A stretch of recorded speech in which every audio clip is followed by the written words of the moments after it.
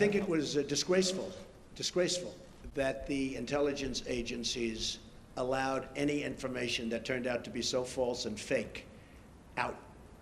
I think it's a disgrace.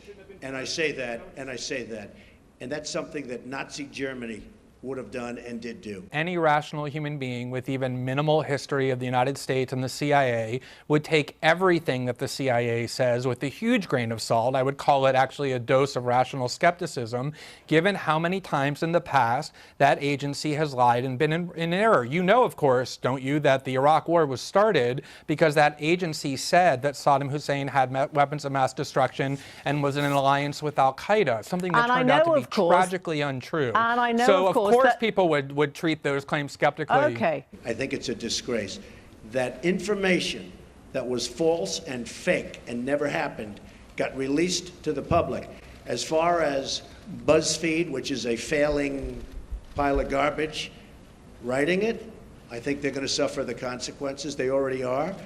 And as far as CNN going out of their way to build it up, I think the question about whether to publish was a very easy one before yesterday, which is the decision that every news organization that had this document made, which was not to publish because nobody could verify or vet any of this information. But once the intelligence agencies caused CNN to tell the world that the FBI and CIA had briefed the president and president-elect on this material and that Russia allegedly had dirt on Trump, I actually think BuzzFeed did an important journalistic service by ending the speculation about what that was and letting everyone see what a farcical document this actually was on which all of this was based. And by the way, we just found out I was coming down. Michael Cohen, Michael Cohen is a very talented lawyer. He's a good lawyer in my firm. It was just reported that it wasn't this Michael Cohen they were talking about. So all night long, it's Michael Cohen. I said, I want to see your passport. He brings his passport to my office. I say, hey, wait a minute, he didn't leave the country. He wasn't out of the country. They had Michael Cohen of the Trump Organization was in Prague.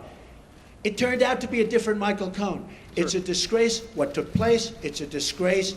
And I think they ought to apologize to start with Michael Cohen. One of the only claims that could be verified, which was that Trump's lawyer traveled to Prague to meet with Russian officials, has come pretty close to being affirmatively disproven, given that Michael Cohen was never in Prague. During those dates, he was actually in Los Angeles visiting USC with his son. So it's not a fact. It's actually the opposite of a fact. It's a falsehood, as the CIA so often disseminates. Since you're attacking us, can you give us a question? Go ahead.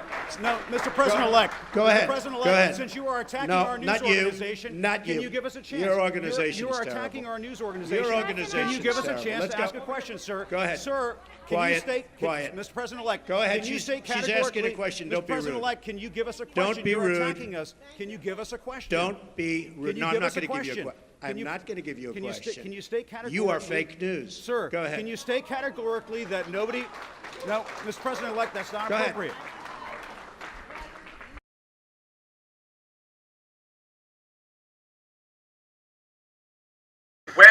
Where did the chicken lay the first egg? Surely it was WikiLeaks, your old links with that organization, that indeed sowed the seeds in Mrs. Clinton's campaign of fake news.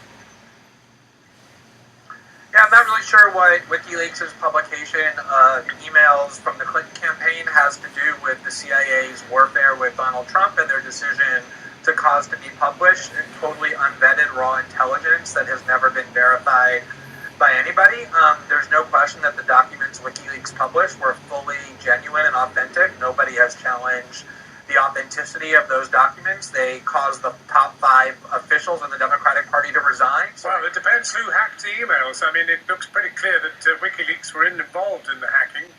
Is it a good thing to be hacking material and then publishing it?